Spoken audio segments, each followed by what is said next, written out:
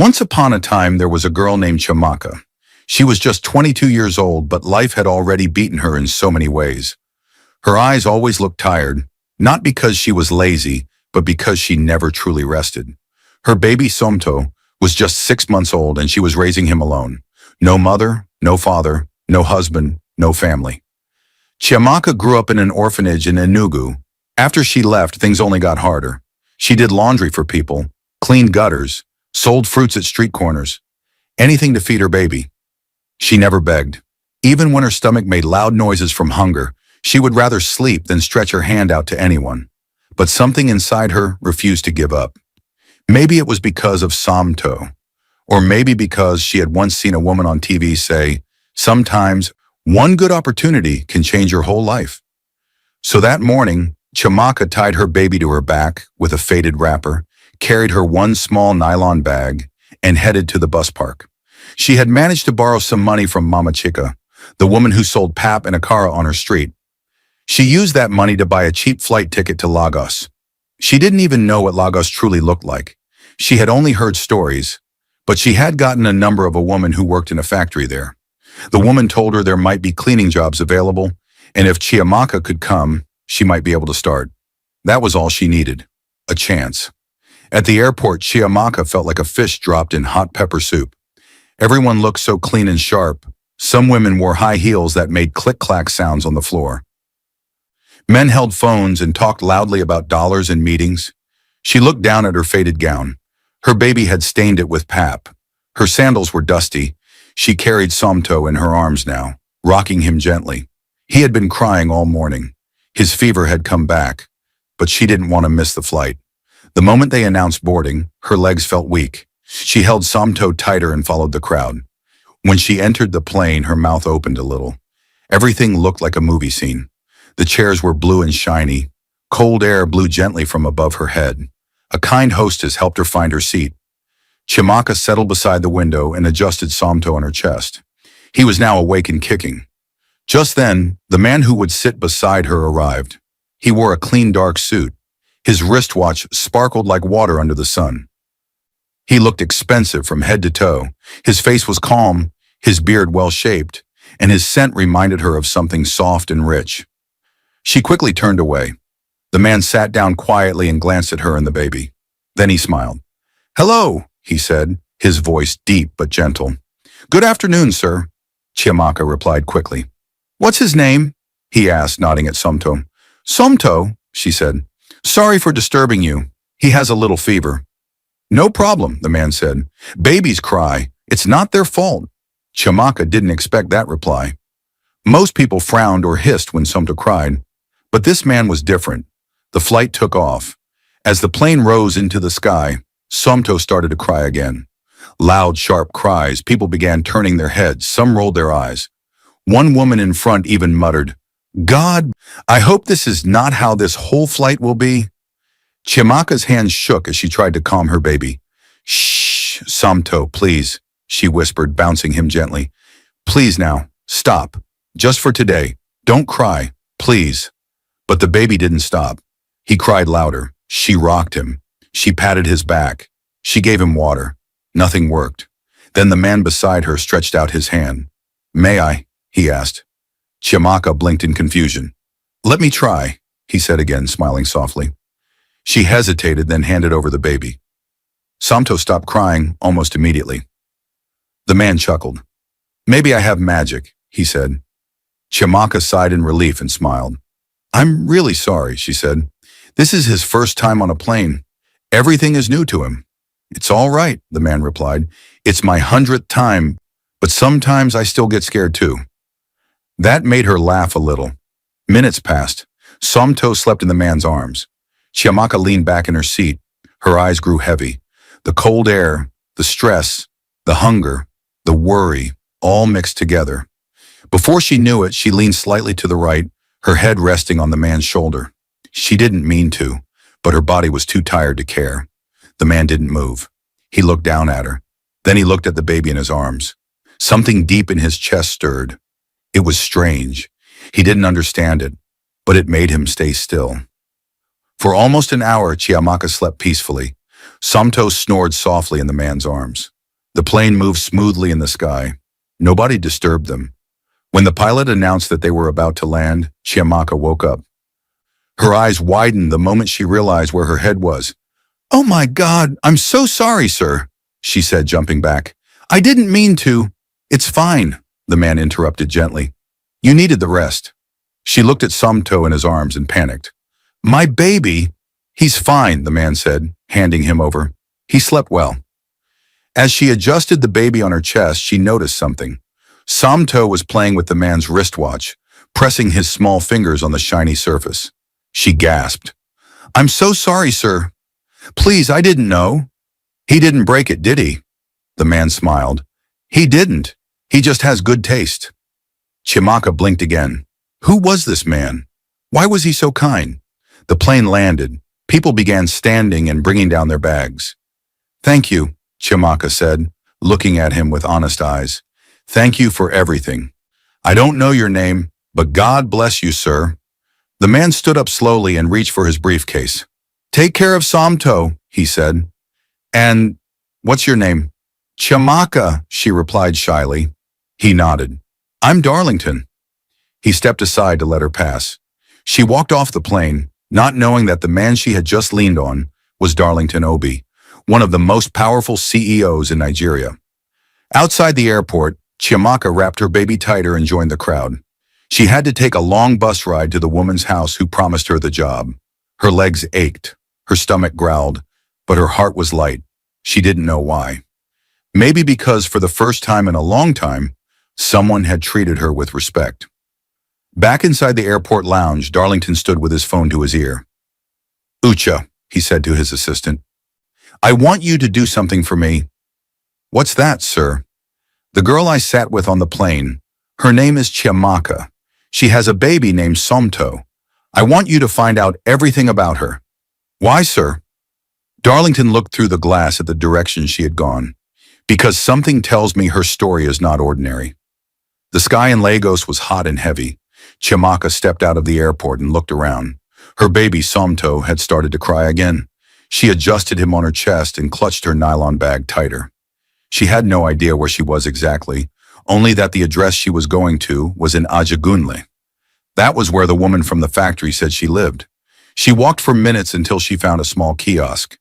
The man there helped her get a key to mile 2. From there, she took a dirty bus that coughed like it was about to break down. All through the journey she prayed, "God, please let this woman still be there. Let this job be real. I don't want to go back home like a failure. Please, Lord, please." When she reached Ajagunle, the streets looked tired. Broken gutters, dusty houses, loud music playing from different directions. Children ran barefoot on the roads. She knocked on a brown gate that looked like it hadn't been touched since the war. A tired-looking woman opened it, wearing a wrapper on her chest and holding a long spoon. "Yes, who are you looking for?" the woman asked. "Good afternoon, Mom. Please, I'm looking for Sister Justina. She said I should come for work. I'm Chiamaka." The woman frowned. "Justina? She left this place 2 weeks ago. She got another job in Ikorodu." Chiamaka felt her chest tighten. "She's not here anymore?" "No, oh, you can check the next compound. Maybe they have her number." Chiamaka nodded slowly. "Okay, thank you." As she walked away, her legs started to shake. No contact, no job, no place to sleep, nothing. She sat on a stone near the corner of the street and placed Somto beside her. The baby was sweating, uncomfortable. "I tried, Somto," she whispered as her voice cracked. "I really tried." Tears gathered in her eyes, but she wiped them quickly. She didn't want anyone to see her cry. 2 hours later, she managed to get a small room for the night. The landlord, an old man with a missing tooth, said she could stay for 1 night and clean his corridor in the morning. That night, she didn't sleep. Somto's fever had come back. His body was hot. She held him close, whispering gently in his ear, "Don't leave me, please. You're all I have." She had no money for medicine, nothing. But somehow, she still had hope. She didn't know why. Maybe it was the face of that kind man on the plane, the way he had smiled at her, the way he had let her sleep. What was his name again? Darlington. The next morning, in a tall glass building in Victoria Island, Darlington Obi stood by his office window. He wore a plain white shirt and dark trousers.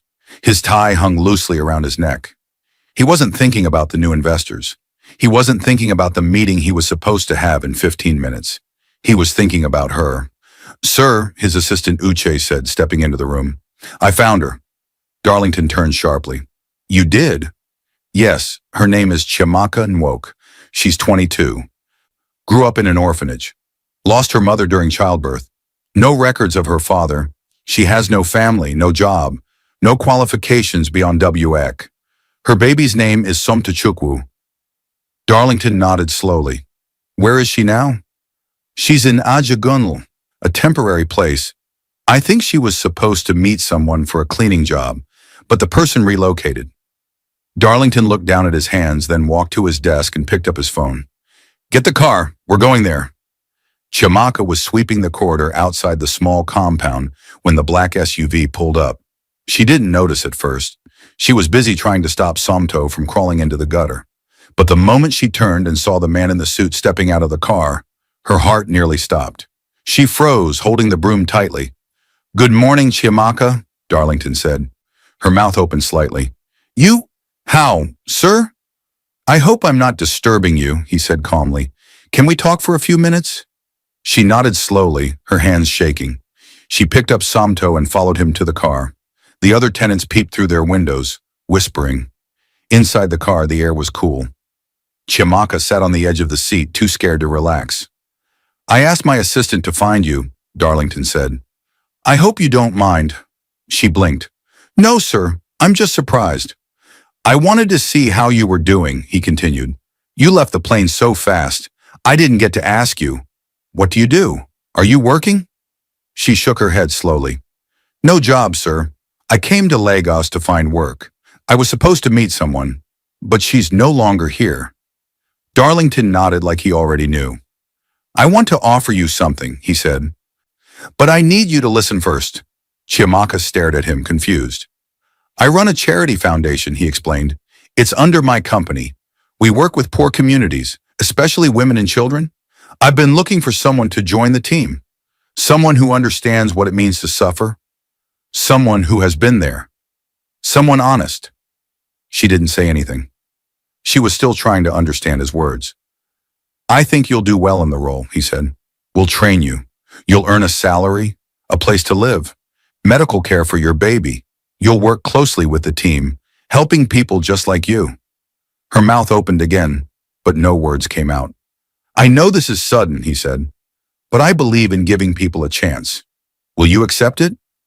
Chiamaka's hands covered her mouth. "I don't know what to say," she whispered. "Just say yes," he said, smiling. "Let us help you, and in return, you'll help others." She nodded slowly. Yes, I will. Thank you, sir." That evening, Chiamaka stood in front of a small but clean apartment in Lekki. She looked around in disbelief. A woman from the company had brought her there. Her name was Amara. She gave her keys, a list of items, and told her she'd start work in 2 days. Chiamaka stepped inside. The floor was tiled. The air smelled fresh. There was a fan, a mattress, a little fridge, even a baby cot.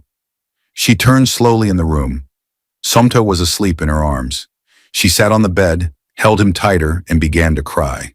Not because she was sad, but because for the first time in her life, she felt safe. Back at Darlington's office, his secretary, Bimpy, knocked gently and entered. "I saw you left the office earlier, sir." "Yes, I had something important to handle," Darlington replied. Bimp folded her arms. "And may I ask who the girl is? The one you told HR to onboard?" Darlington looked at her, his voice calm. "Her name is Chiamaka. She'll be working with the foundation team."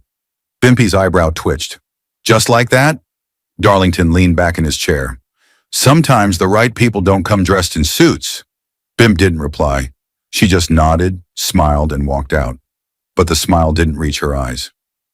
The first time Chiamaka walked into Obitech headquarters, she felt like she had stepped into a different world. The building was tall, full of glass walls that shined like mirrors. Inside, everything smelled clean, like lemon and fresh paint. The floor was white. The chairs were soft.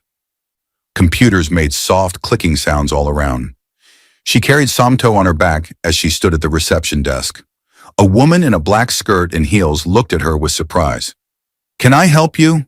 the receptionist asked. I'm Chimaka Nwoke," she said shyly. "I was asked to report today for training. Mr. Darlington said I should come." The receptionist raised her eyebrows slightly, then checked something on her screen. "Oh, you're the new hire for the foundation," she said with a polite smile. "Please have a seat." Chimaka sat down and adjusted Somto, who was now chewing on the corner of her wrapper. People walked past her, looking at her from the corner of their eyes. Most wore suits. Some whispered. One man even laughed softly and said, "Is this a daycare now?" She looked down at her hands and held her bag tighter. A woman named Amara came downstairs to meet her. Amara worked as a senior staff member in the foundation unit and had been told to train Chimaka. "Welcome," Amara said with a kind smile. "You and your baby must be tired." Chimaka stood up quickly. "Yes, Ma, thank you so much." "You can call me Amara," the woman said. "Let me show you around." She led Chimaka through the different departments. "This floor is where the tech team works," Amara explained. "That side is for logistics. Upstairs is where Mr. Darlington stays." When they entered the foundation section, everything looked different. There were posters on the walls, photos of women learning skills, children in clean uniforms, and old women smiling with food packs in front of them. "This is where we plan our outreach programs," Amara explained. "We go to rural areas, orphanages, sometimes even prisons. Mr. Darlington funds everything quietly. He doesn't like to make noise about it." Chimaka was surprised. "I didn't know rich people helped like this," she said softly. Amara smiled.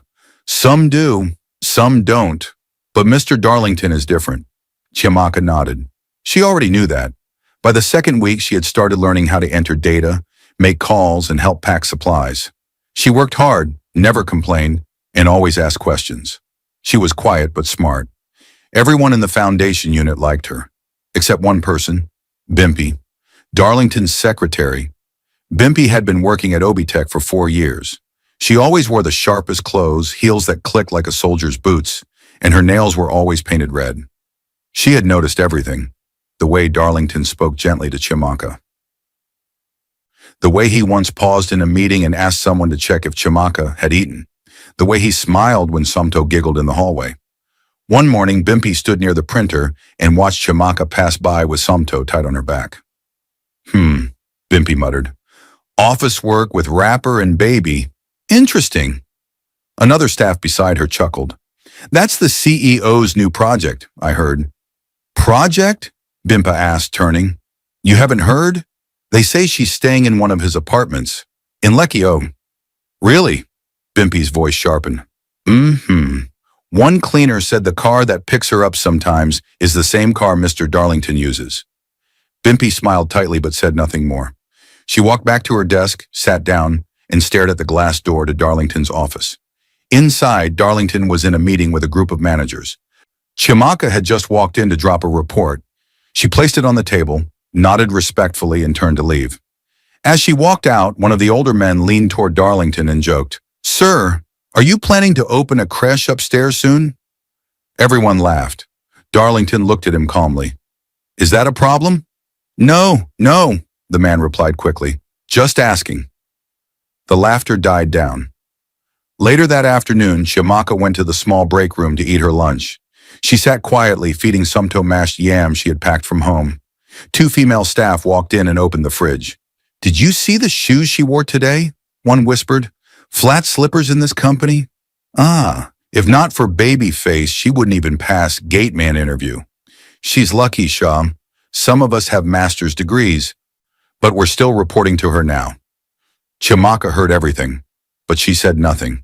She wiped her son's mouth gently and whispered, "Don't cry, Somto. Not here." Her hands were shaking again, not from fear, but from shame. That evening, Amara met her in the elevator. "You okay?" Amara asked. Chimaka nodded quickly. "Yes, I'm fine." Amara looked at her closely. "People can be wicked, Chimaka, but don't let their jealousy distract you. You're doing well." Chimaka nodded again, fighting back tears. In Darlington's office that night, Bimpy came in with her tablet. "Sir, these are the reports from the media team." she said, placing the tablet on the table. Darlington looked through them, then paused. Why is the foundation team behind on this quarter's supplies? He asked. They're busy planning the next outreach, Bimpy replied. Then she paused and added slowly, but there's also been some noise in the company lately. Darlington looked up. What kind of noise? Rumors about the girl, Chamaka. He said nothing. Some staff are saying she's your special friend, that she gets paid more than others, that she's staying in your house. Darlington's eyes stayed calm, but his voice was sharp. Did you start these rumors? Bimpy flinched slightly. No, sir. I'm only telling you what's going around. People are talking. Then let them talk, he said, as long as they're working. She nodded and left, but her face was stiff. Later that night, Chamaka sat in her apartment holding Somto. She was quiet. The baby had fallen asleep. She thought about everything. How people stared at her, how they whispered, how one of the drivers had even asked her, Madam, are you the new madam of the house? She didn't ask for this attention. All she wanted was to work, to survive. Her phone rang. It was Amara. Chamaka, just checking on you, Amara said. I'm fine, she replied softly. I know people are being nasty, but you're doing a good job. Don't let them win. Thank you. Sleep well, and kiss Somto for me.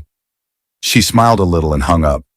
She looked at her sleeping baby and whispered, One day, all this will be behind us. I just have to be strong. One Thursday morning, the office was quiet. Chamaka had arrived early with Somto. The baby was asleep in the small crib inside the corner room they had given her. She always came in early so she could sweep the foundation floor before others arrived. She never waited to be asked. It was the way she had trained herself. If you're useful, they'll keep you. That was what life had taught her. As she wiped down the tables, she didn't know that something dark was already growing behind her back. Bimp sat in her car that same morning, holding a brown envelope in her lap. Inside were pictures, not ordinary ones.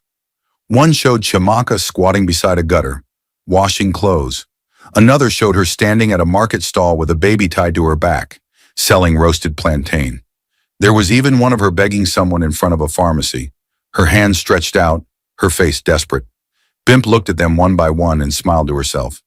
She thinks she's smart, she whispered. Let's see what happens when everyone knows who she really is. She had paid a man from Chiamaka's old street to follow her around back then. The man had taken the pictures with a small phone and sent them to Bimpy 2 days ago. She had been patient, but now she was ready. That afternoon, a team meeting was called for all staff in the foundation unit. They were preparing for a big outreach to 3 rural communities. Everyone gathered in the large conference room. Staff from other departments were also present. Even a few board members were around. Amara stood at the front, holding a marker. Chamaka sat near the back with Somto in her arms, feeding him mashed beans quietly. Everything was going well, until Bimpy walked in, holding a tablet. She smiled brightly. Sorry to interrupt, she said. I thought this was the perfect moment to introduce something interesting. Amara looked confused. We're in the middle of planning, Bimpy. I won't take long, she said. I just want to show the team something educational. She connected the tablet to the screen. Everyone turned to look. Then the first picture appeared. Chamaka's face froze. It was the picture of her squatting beside the gutter. Gasps filled the room. Then another image, her selling plantain with Somto tied to her back. Then the worst one, her begging outside a pharmacy. People started whispering. Some laughed. Others covered their mouths. Chiamaka's hands trembled. Sona dropped his spoon. What is this? Amara shouted, standing up. Just pictures, Bimpy said sweetly. I think it's important that we know the background of those we work with. Don't you?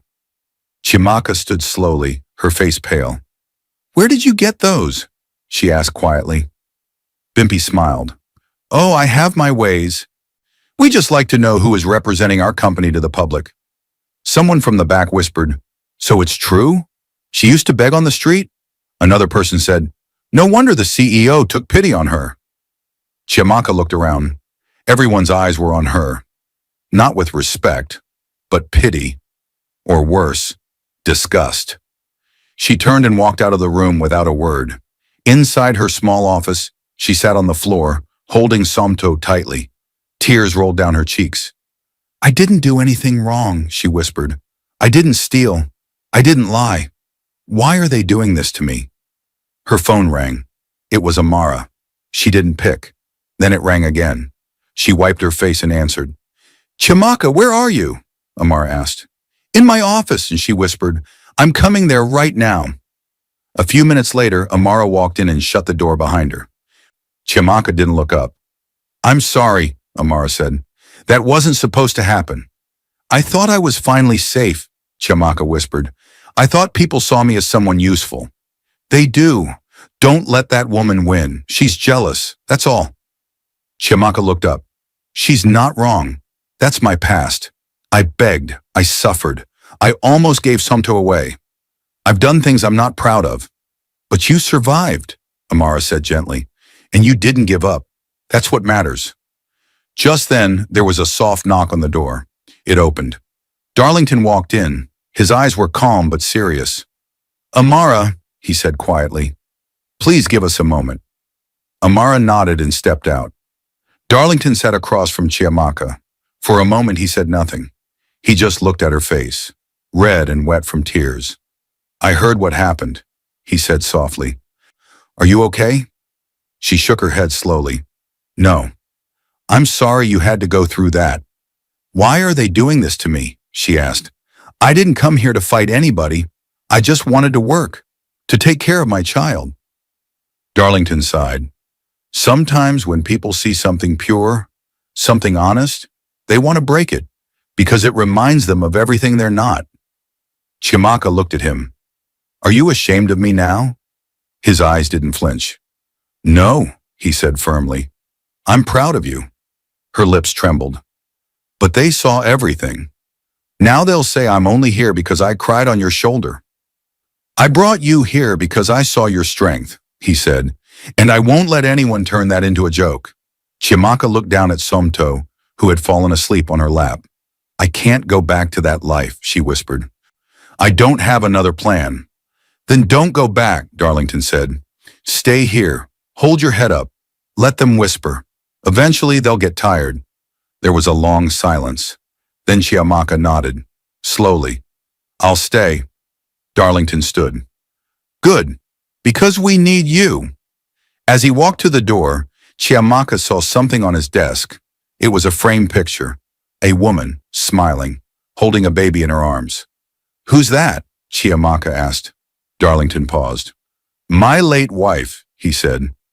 "Ifunanya." Chimaka stared at the baby in the picture. For a second, it looked exactly like Somto. That night after she got home, she couldn't stop thinking about the photo. She took Somto in her arms and stared at his small face. Was it possible? Was that why Darlington looked at him the way he did? She closed her eyes and whispered, "God, I don't understand any of this. But please, don't let me lose this chance." Back in the office, Bimp stood near the elevator, watching Darlington walk by. He didn't look at her. He didn't say a word. That silence burned her more than any insult. She clenched her jaw and muttered, "This isn't over." The next morning, the sun rose slowly behind the buildings in Victoria Island. The light touched the windows of Obitech and bounced off like glass. Inside the foundation office, Chimaka walked in, holding a calm and sleepy Somto. Her eyes were swollen from crying the night before, but her steps were firm. Amara saw her and stood up quickly. "You came." Chimaka nodded and tried to smile. "They didn't employ me to run away." Amara walked closer and hugged her gently. "Good. That's the spirit." Some staff who had mocked her the day before lowered their eyes.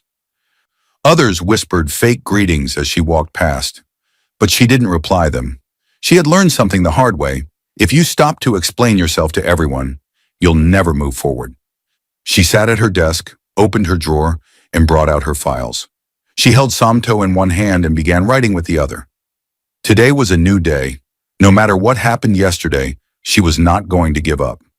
Upstairs, Darlington sat in his office staring at the photo on his table. The woman in the frame, his wife, Ifunanya, was smiling.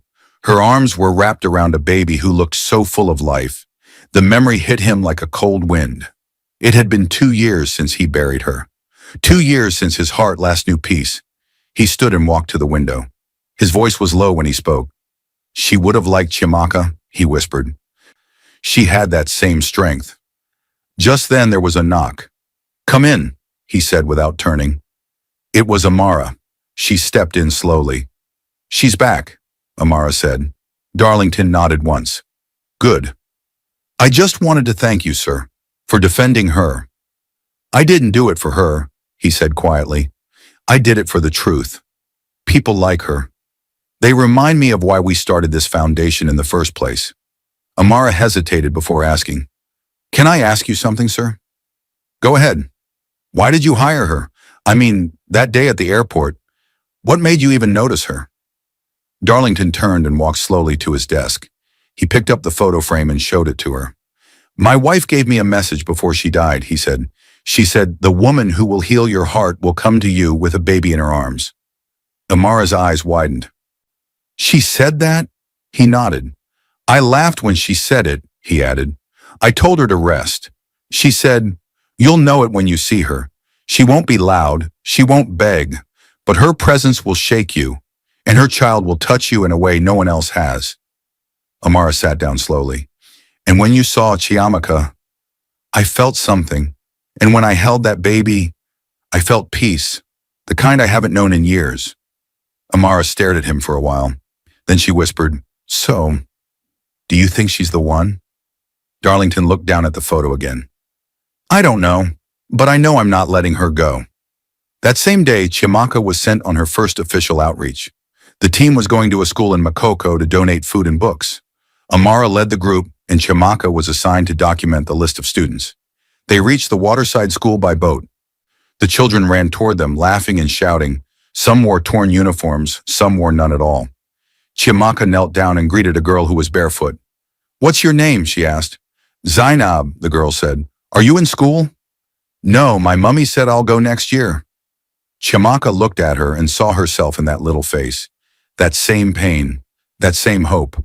By the time the outreach ended, she had filled 2 full pages of children who had never seen the inside of a classroom. On their way back, Amara looked at her and smiled. You were born for this, she said. Chiamaka smiled quietly, but her mind was far away. That evening, Darlington was waiting outside the company building when their van returned. It was unusual. He never came downstairs, but today he did. When Chiamaka stepped out of the van holding Samto, she stopped in surprise. Sir, she said. I was just passing, he lied. Thought I'd greet the team. Amara looked at him knowingly. We had a successful trip, sir. Good. Then he turned to Chiamaka. Can I talk to you? Just for a few minutes? She looked around, then nodded. Yes, sir. They walked toward the garden beside the building. It was quiet, with a few chairs and lights. They sat down.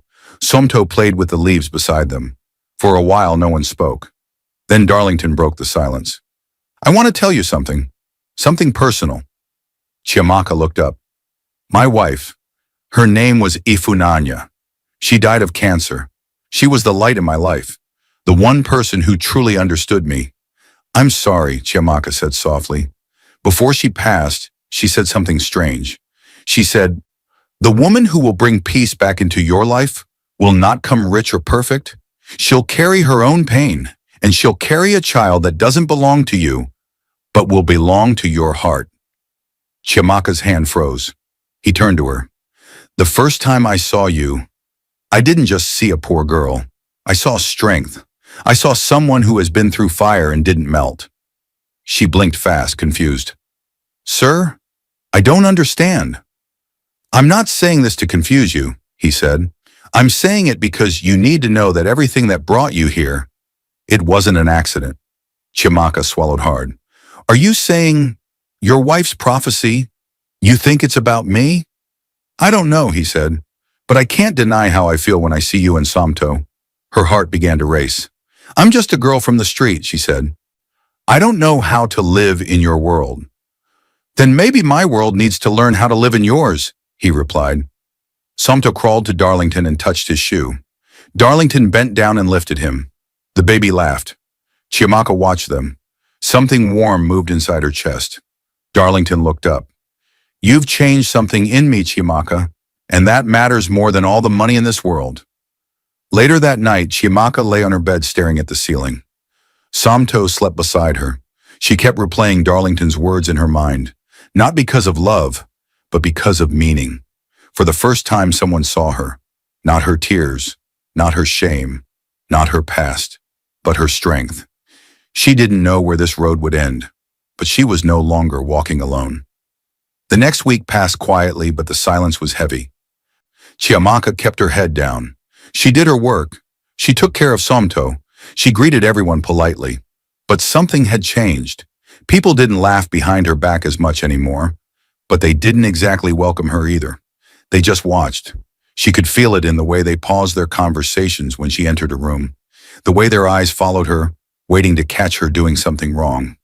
Even when she did everything right, it still didn't feel like enough. One morning, while she was sorting files in the storage room, Amara walked in with a worried look. Chiamaka, she said, closing the door behind her, have you checked the news today? Chiamaka blinked. No. Why? Amara walked over, holding out her phone. Just see for yourself. On the screen was a bold headline, exclusive, billionaire CEO caught with secret baby and hidden girlfriend. Below it was a photo, Chiamaka, holding Somto, standing beside Darlington, who was smiling at the child. She couldn't breathe. Where did they get this? She whispered. Someone must have leaked it, Amara said. They followed you both. That photo was taken outside the Makoko outreach, probably one of the press hiding in the crowd. Chiamaka's hands shook. This is bad. This is very, very bad. It's all over Twitter, Instagram, even gossip blogs. Some people are already writing things like, so this is why he never remarried. Others are saying he secretly adopted you. I didn't ask for this, Amara, Chiamaka said, her voice rising. I didn't do anything wrong. I know you didn't, but the press doesn't care about the truth. They care about the story. That afternoon, Darlington sat in his office, staring at his phone. The screen was full of angry comments. He's been hiding a child? That girl looks like a glorified housemaid. Is this the real reason the company's been losing partnerships? Nepotism at its finest. He sighed deeply and rubbed his temples. There was a knock at the door. Come in, he said. It was Mr. Folklore, one of the company's board members. His face was hard, his tone even harder. Darlington, we need to talk. Darlington nodded. I expected this.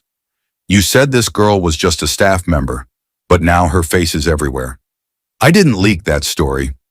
That's not the point, Folklore snapped. Investors are pulling back. We've had 3 partnership meetings canceled since morning. People are wondering what kind of business we're running here. I've done nothing wrong, Darlington said. I helped someone who needed a chance. Folklore leaned over the desk. You're the face of this company. If people think you're hiding mistresses and babies, that becomes who we are. Fix this. Now, he stormed out. That evening, Chiamaka sat alone in her apartment, holding Somto close. She didn't eat. She didn't speak. Her phone wouldn't stop ringing, but she ignored every call. She felt like the ground had opened and was slowly swallowing her. A knock came at the door. She stayed still. It came again. Chiamaka? A familiar voice called softly. Please, it's me. Darlington. She opened the door slowly. He stepped in, his eyes tired, his voice low. I'm sorry, he said. I didn't see this coming. She looked at him. Did they believe you? No, he replied, but that doesn't matter. It matters to me, she said, her voice shaking. Do you know what people are calling me? A gold digger, a prostitute, a liar. They're saying I trapped you with a fake baby. Darlington's face hardened. That's a lie. I know it's a lie, she snapped, but when the whole world believes it, the truth stops mattering. There was a long silence. I can't do this anymore, she whispered. He stepped closer. What are you saying? I'm resigning, she said. I'll leave the apartment too. You don't have to protect me anymore. It's better if I disappear. No, it's the only way to save your company, to save your name. He looked at her like he couldn't believe what he was hearing. Do you really think I care about my name more than I care about you? You should, she said. Because your world is not my world, and I don't belong in it. Samto began to cry in her arms. She rocked him gently but didn't stop speaking. I was just a girl on a flight, Darlington. You were kind to me. You helped me when no one else would. But that's all it was meant to be. Help. Not this. Not scandal. Not war. Darlington's jaw clenched. Please don't go. Tears filled her eyes. I have to. She turned and walked into the bedroom, shut the door, and fell on the bed, shaking. On the other side of the wall, Darlington stood still, listening to the sound of her crying. Then he left. The next morning, Chamaka packed her few things. She didn't tell anyone. She simply folded her wrapper, picked up Samto, and walked out the door. She didn't know where she was going. She just knew she had to go. Darlington arrived at the office and went straight to her desk. Empty. Where is Chamaka? He asked Amara. Amara looked down. She's gone. She left early this morning. I tried calling, but her line is switched off. His chest tightened. Without thinking, he turned and walked out. Straight to the elevator, straight to his car. Driver, he said, find her. I don't care what it takes. The rain started small, just drops tapping gently on the roof of the SUV, but soon it grew heavier, washing over the windows like tears. Darlington sat in the back seat, staring out into the gray streets of Lagos as the wipers moved back and forth. He hadn't said a word in over an hour. His driver, Ola, kept looking through the rearview mirror, but didn't ask questions. He could feel the tension inside the car like heat. Darlington finally spoke. Did you try the phone number again? Yes, sir. Still switched off. What about her last location? That apartment? I went there this morning. Empty. The neighbors said she left with a small bag and her baby around 5 a.m. Darlington leaned forward. Then start from the beginning, from where I first found her. Ajagunle. Yes. Drive. Chamaka was walking through the wet streets of Ikotun. She had found a cheap room for a few nights behind a church. The owner allowed her to stay there after she offered to help clean the compound and teach memory verses to the little children in their evening Bible class. She had not eaten since yesterday. She gave Sumto the last bit of pap in a bottle, and now her stomach growled quietly as she pushed a wheelbarrow filled with brooms and mops. People looked at her and kept walking. Nobody knew she had once worked in a glass building. Nobody knew she had once been invited into a billionaire's world. And she was okay with that. She had told herself, you started with nothing. You'll survive again. But at night when Samto cried and there was no milk, no light, and no strength left, she would whisper into the dark, I miss you, Darlington, but I don't want to destroy you. Back in Ajaganlo, Darlington stood in front of the old compound where he first found her. The same brown gate, the same barking dog, the same old man with missing teeth came to the gate again. Ah, Oga, you done come back? The man asked. I'm looking for the girl, Darlington said. Chamaka, the one with the baby. Ah, that one no day here again. Oh, she come out since weeks back. But wait, the man scratched his head. One woman for Inside Market Talk say she see her last week. She say the girl they stay behind one small church for Ikotun. You fit try there. Darlington didn't wait. He turned to his driver. Let's go. The small church compound in Ikotun was quiet. Rainwater dripped from the edges of the zinc roof. The building was painted white, but the paint had started to peel. Darlington stepped out of the car and looked around. Children were running in the rain with plastic buckets. Then he saw her. She was standing under a shed, her wrapper tied tightly around her chest, her hair wet, and her feet bare.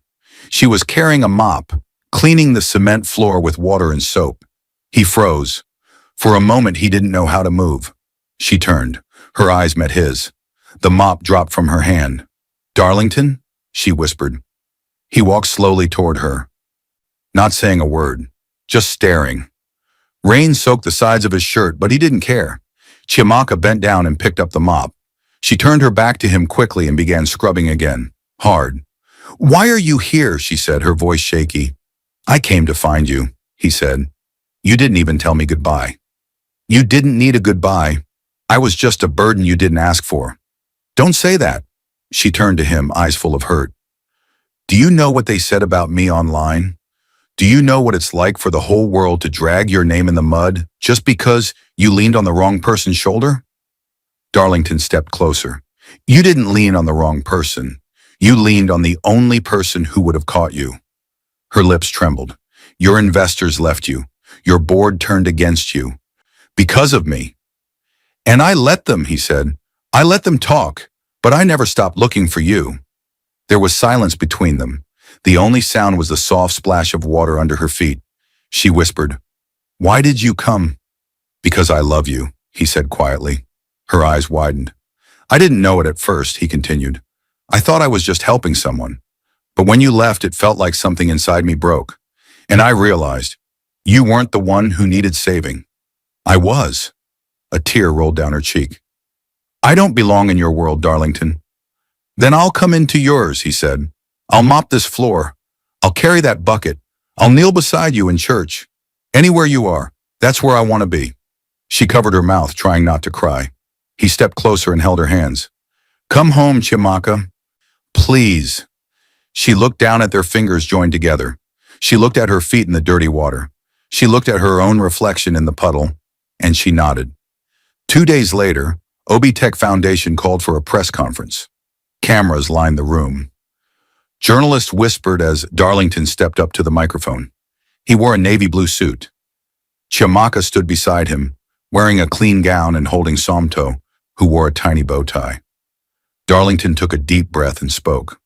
"For weeks, lies have been written about this woman standing beside me. They said she was my secret lover. They said her child was mine. They said she had no value." He paused. The room was silent. "But this is the truth. Chimaka is one of the strongest women I have ever met. She was homeless, jobless, abandoned, but she never gave up. She carried her son across towns looking for a better life, and when I met her, I didn't find weakness. I found power." People nodded, cameras clicked. "I hired her not because I pitied her, but because I saw in her what the world is missing: heart, honesty, and the will to rise. And I will never apologize for that." Chimaka's eyes filled with tears. "And for the record," Darlington added, looking at the reporters, "this is not a scandal. It's a testimony, and her story has only just begun." That night they returned home, together. Chimaka sat on the couch with Somto asleep in her arms. Darlington walked over and knelt in front of her. "I know this has been hard," he said, "but I'm here now. If you'll let me, I want to build something with you. Not because of pity, not because of a prophecy, but because I see you." She looked at him for a long moment. Then she whispered, "I see you too." The day began with light shining through the large windows of the Obitech Foundation's new headquarters, a bigger, brighter space built in the heart of Lagos mainland. Children were running around the front courtyard. Women in colorful wrappers laughed as they collected food packs. Volunteers wore green shirts with the words, "Hope lives here." Inside the main hall, cameras were being fixed. Chairs were arranged. Reporters whispered. Today was the official launch of the New Life Women and Children Initiative, a bold expansion of the foundation. But that wasn't what had everyone talking. What people were truly whispering about was her, Chimaka. Not long ago, she was the unknown girl people laughed at. The girl they said didn't belong in tall buildings. The girl they called the CEO's mistake. Now she was standing on a stage, holding the microphone, in a fitted cream dress that didn't show off money, but strength. Her natural hair was neatly packed in a bun. Her voice was calm but confident. She stood like someone who knew what it meant to suffer and survive. "Good morning," she said. "My name is Chimaka Nwok. I came from nothing. I was born in an orphanage. I lost my mother the day I was born. I didn't know my father. I became a mother myself in the hardest way." The room was still. You could hear a pin drop. There were days I begged for food, days I almost gave up, but I didn't. And one day, I boarded a flight with my son on my back, tired, hungry, scared. I didn't know I was sitting beside the man who would change my life. She paused, smiled a little, and looked toward the side of the stage where Darlington stood, wearing a soft smile and watching her like she was the only person in the world. "Darlington Obi didn't give me money," she continued. "He gave me something more powerful. He gave me trust. He gave me a chance to work. A chance to grow.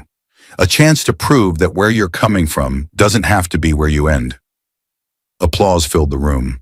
Some people stood. A few wiped tears. When the clapping stopped, Chimaka said softly, "This foundation is not about me. It's about every mother who thinks she's forgotten. Every child who doesn't know what tomorrow will bring. I stand here not because I'm special, but because I refuse to stop walking." She bowed slightly. The room exploded in applause again. After the event, she walked off the stage and went straight to the back, where Somto was playing with toy cars. She knelt beside him. "Did you see me, Somto?" The boy giggled and touched her face. "Mummy Big," he said. She laughed. "Yes, Mummy Big." She picked him up and turned, only to see Darlington standing right behind her. "You did well, Hanchina," he said. She smiled. "Thank you. I was shaking inside." Nobody noticed. There was a pause. They just stood there, both of them watching Somto play with Darlington's tie now. Then he cleared his throat. "Can we take a walk?" She nodded. "Of course." They walked out of the building, hand in hand. The sun was setting. The air smelled like roasted corn from a nearby roadside cellar. They stopped at the parking lot, far from the crowd. Quiet, peaceful. Darlington turned to her. "I've seen a lot in my life," he said. "Wealth, business, fame. But nothing has taught me as much as you have." Chimaka looked down shyly. "You're the one who gave me a platform." "No," he replied. "You gave me meaning." She looked up slowly. He took a deep breath. "My wife's prophecy. I used to think it was about some perfect woman with a clean background. Someone polished, rich, smart. But I understand now. She wasn't talking about what the world calls perfect. She was talking about someone with truth in her eyes, fire in her spirit, and a baby in her arms." Chimaka's throat tightened. She could feel her heart beating faster. "I've tried to wait," he continued. "Tried to give you space, let you grow. But Chimaka, I don't want to just watch you change lives from the side. I want to build that life with you, together." He reached into his pocket slowly and pulled out a small box. Chimaka's hands flew to her mouth. "Darlington," she whispered. "I know we've both come from different worlds," he said. "But standing here now, I don't see our differences. I see what we can become. Will you marry me?" For a moment she didn't move. Then, still holding Somto with one arm, she reached out with the other and took the ring from the box herself. She smiled. "Yes." 6 months later, the wedding was small and private. No noise, no flashing headlines, just family, close friends, and partners from the foundation. Chimaka wore a white lace gown with short sleeves and carried Somto down the aisle. The boy had refused to stay with anyone else.